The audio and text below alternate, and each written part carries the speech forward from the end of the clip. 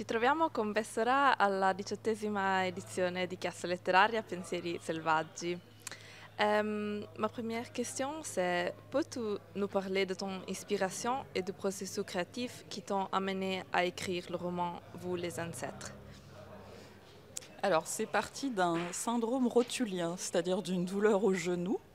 Et donc, cette douleur au genou, ça m'a inspiré le personnage d'une boiteuse, qui est la matriarche du roman Jane, qui est une enfant trouvée en Cornouailles à la fin du XVIIe siècle, et qui, à 17 ans, va être accusée de vol à tort, et qui va être déportée aux Amériques, où elle va devoir servir pendant 7 ans dans une plantation de tabac.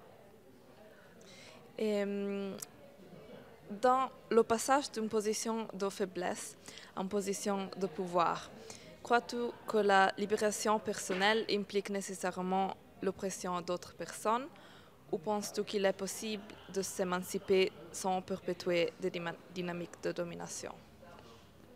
Alors c'est vrai qu'un des sujets du livre, c'est les logiques de domination et d'émancipation. C'est comment est-ce qu'on en prend conscience ou pas, comment est-ce qu'on s'émancipe ou pas, et comment est-ce qu'on peut passer de dominé à dominant.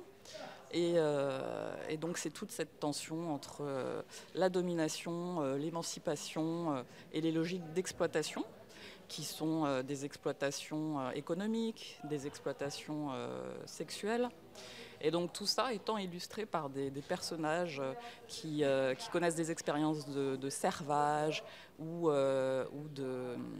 d'esclavage, avec en arrière-plan la question de la transmission et de la liberté.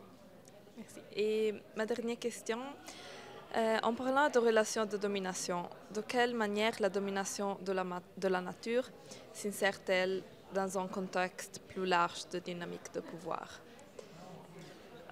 Alors ça, c'est une question qui pourrait mériter un développement de 250 pages. C'est vrai que la nature joue un rôle particulièrement important dans ce texte, notamment par la présence d'un narcisse, qui est une fleur qui entre dans la vie de l'héroïne dès sa naissance, puisque c'est une fleur qui va devenir sa marraine et qui va s'enraciner dans son cœur et qui va incarner un amour maternel, un amour filial qui va se transmettre de génération en génération. Merci. Merci.